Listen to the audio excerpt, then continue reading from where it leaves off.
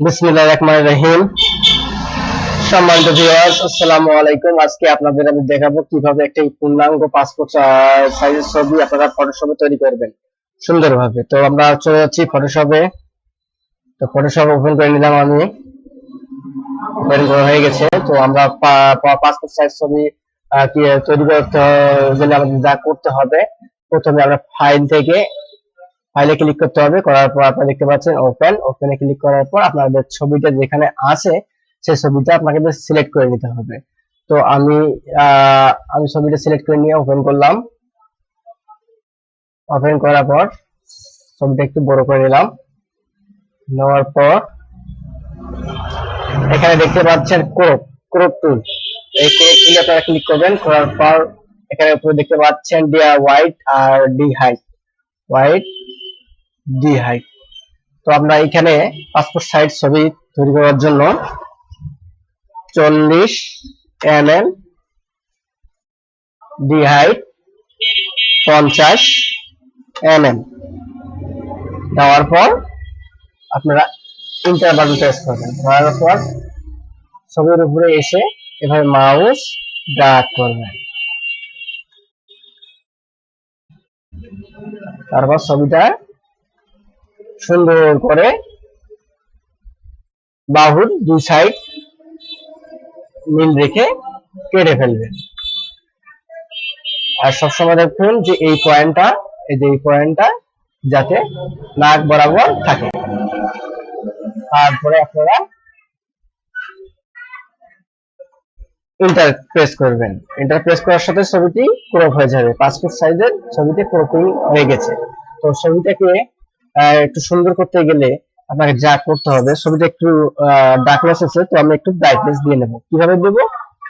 Control M button press করে control চেপে ধরে এম কন্ট্রোল চেপে ধরে এম প্রেস করার সাথে সাথে আমার সামনে এমন একটা ইন্টারফেস চলে আসবে। তো আমি এইদিকে যদি বাড়াই দেই তো ছবিটিতে ব্রাইটনেস বেড়ে যাবে, আর এইদিকে যদি দেই কমে যাবে। নিচে দিলে কমে যাবে আর উপরে দিলে বেড়ে যাবে। তো আমি উপরে দিয়ে দিলাম। দেওয়ার পর উপরে দিয়ে ব্রাইটনেসটা বেড়ে দিয়ে ওকে করে দিব। ওকে করে দিলাম। দেখতে পাচ্ছেন ছবিতে ব্রাইটনেস বেড়ে গেছে। তো তারপর আমি ছবিটাকে কিছু সুন্দর করার জন্য কি করব, ছবিটাকে কিছু সুন্দর করতে যাওয়ার জন্য আমি ছবিটাতে একটু কাজ করব। সেই জন্য আইডাপার টুল সেট করে নেব। দেখতে পাচ্ছেন এখানে লেখা আইডাপার টুল দিয়ে ছবির যে ভালো অংশটুকু আছে সেই অংশে আমরা ক্লিক করব। তো ছবির ভালো অংশ আমরা মাউস দিয়ে ক্লিক করে নিলাম। তো আমরা দেখতে পাচ্ছেন ছবির যে অংশে আমি ক্লিক করছি সেটা কিন্তু এখানে উপরে ব্রাউন কালারে চলে এসেছে। তো আমরা এখন কিভাবে ছবিটাকে একটু ব্রাশ করে নেব। আমরা এখান থেকে দেখতে পাচ্ছেন এটা ব্রাশ টুল। আমরা ব্রাশ টুলটার সাহায্য নিব। ব্রাশ টুলের সাহায্য নিয়ে আমরা মাউস চলে আসবো এখানে। তো আমরা এখন মাউস ক্লিক করে করে একটু ড্র্যাগ করে ঘষবো।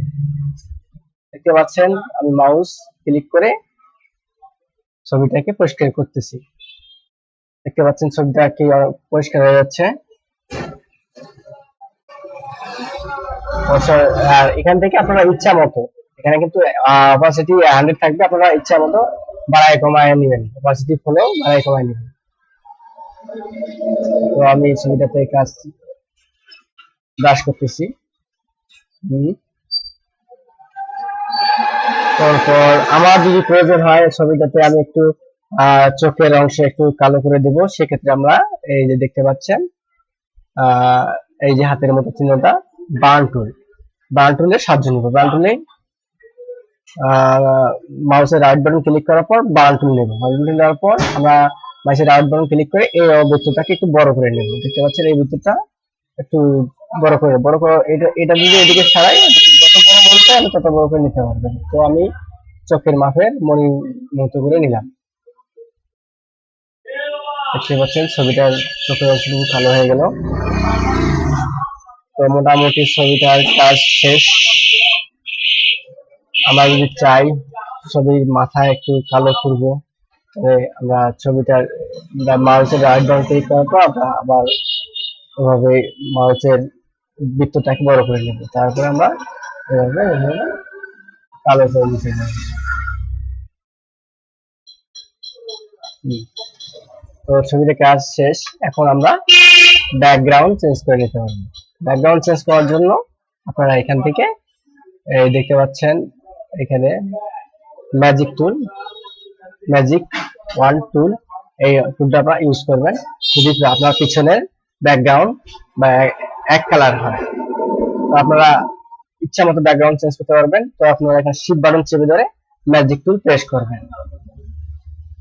ম্যাজিক টুল প্রেস করার সাথে কিন্তু পুরো অংশে আপনার ম্যাজিক টুল ছড়িয়ে পড়বে।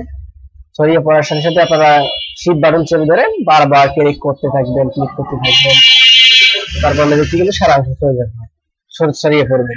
তো ব্যাকগ্রাউন্ড চেঞ্জ করার জন্য আপনাকে যা করতে হবে, আপনার ইচ্ছা মতো এখান থেকে ব্যাকগ্রাউন্ড দিতে পারবেন। এই দেখতে পাচ্ছেন এখানে সেট ব্যাকগ্রাউন্ড কালার।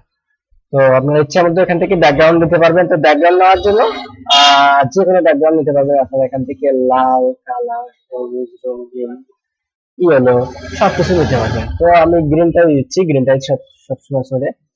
গ্রিনটা এখানে দেওয়ার পর আমরা এখানে ওকে করে দেব।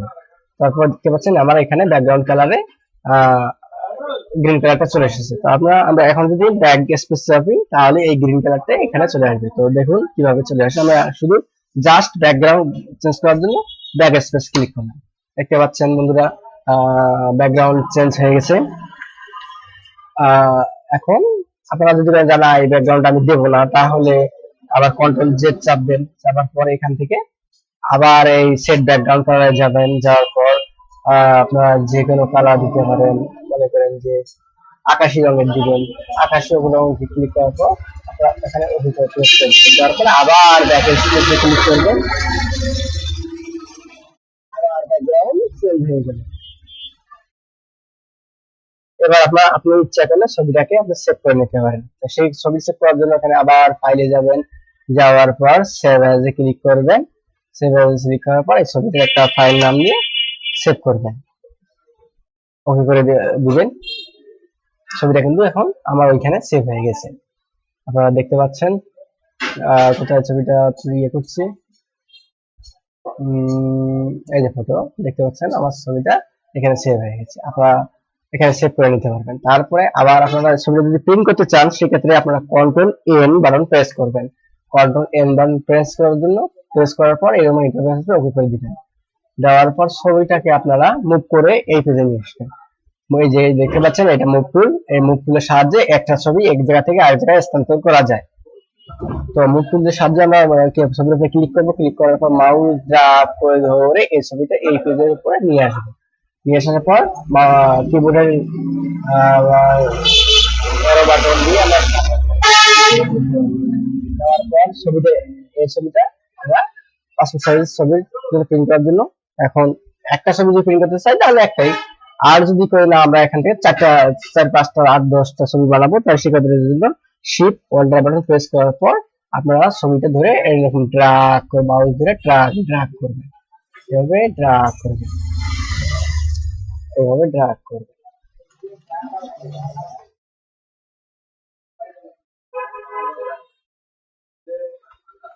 তো ছবি প্রিন্টের জন্য রেডি। তখন আমরা প্রিন্ট করার জন্য কন্ট্রোল চেপে ধরে কিবোর্ডের কন্ট্রোল বাটন প্রেস করে চেপে ধরে পি বাটন প্রেস করব।